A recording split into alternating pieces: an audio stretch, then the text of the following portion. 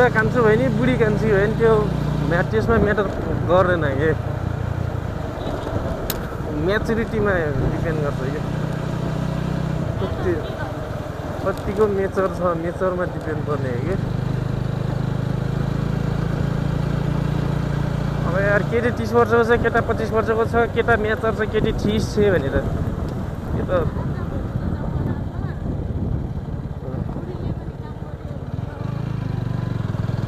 त्यो त अब आफ्नो कन्डिसन अनुसार हो कतिपय अब मान्छेहरूको बुढो काम हुन हो भने बाध्यताले छोड्नुपर्छ नि त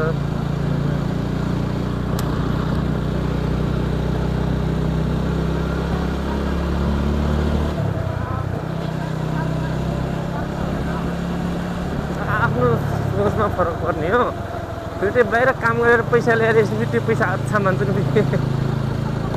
काममा त राम्रो मान्ने पैसा ल्याइदिएपछि पैसा अच्छा मान्छ नि सबले अहिले आवश्यक छैन काम गर्ने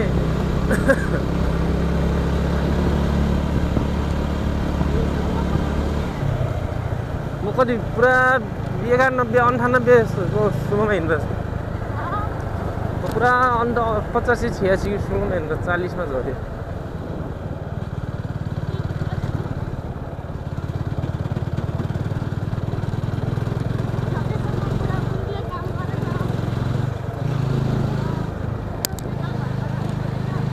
त्यो सँगसँगै ग्रोथ हुन्छ नि त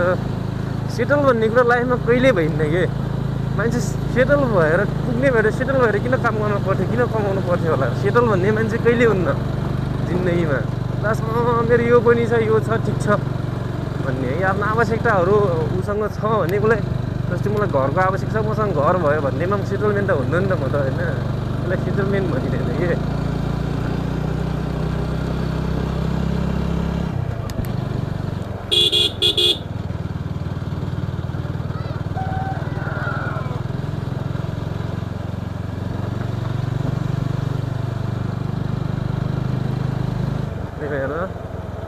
मेच्युरिटीको आधारमा डिपेन्ड ओ पप्पी ओइ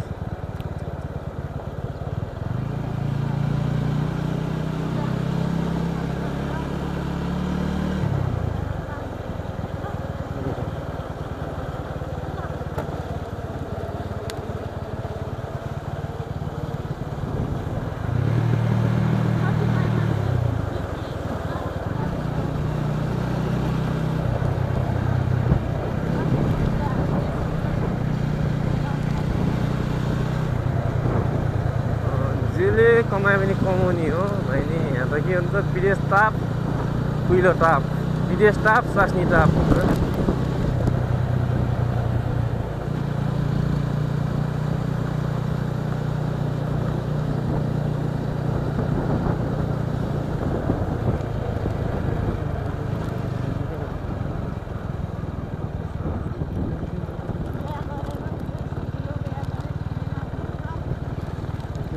ढिलो भन्दा नि अब मेरो सिचुएसन हेरेर अझै बिहा गर्ने टाइम त थिएन तर मेरो सिचुएसन किनभने म आफै फ्यामिलीमा यताउता गएर बिलोङ गर्ने मान्छे हो म आफैमा स्ट्रगल गरेर आफै पैसा कमाएर आफै फ्यामिली सेटल फ्यामिली राख्ने लोन दिने आफै हिँड्ने यो भएको कारणले मलाई चाहिँ खासै प्रभाव परेन आज 7 तारिक हो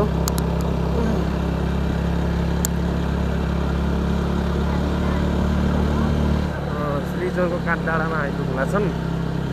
त्यहाँ गएर एउटा रेड बुल खाइन्छ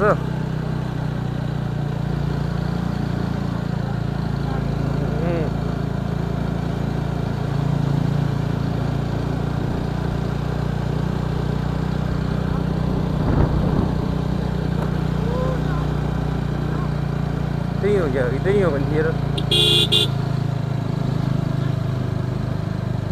त्यो अन्त चार्जमा त्यहाँ पुगेको पनि थाहै पान्न होला कि